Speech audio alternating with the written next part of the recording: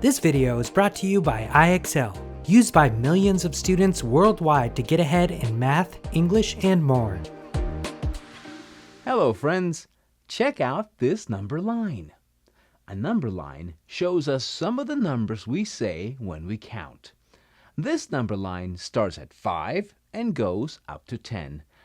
Oh, but look, one number is missing. What is the missing number? To find out, let's start at 5 and count up. 5, 6, 7, 8, 9, 10. 8 is the missing number here. Nice! Let's try another one. This time, our number line shows the numbers from 9 to 14. What is the missing number? Let's start at 9 and count up to find the missing number.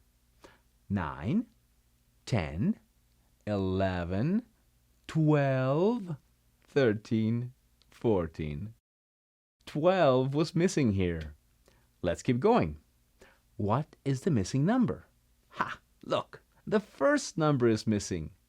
After that comes 16, 17, 18, 19, 20.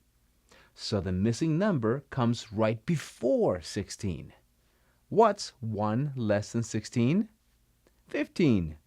So 15 was missing here. Way to go, students. Now you're ready to use number lines on your own. You'll do great.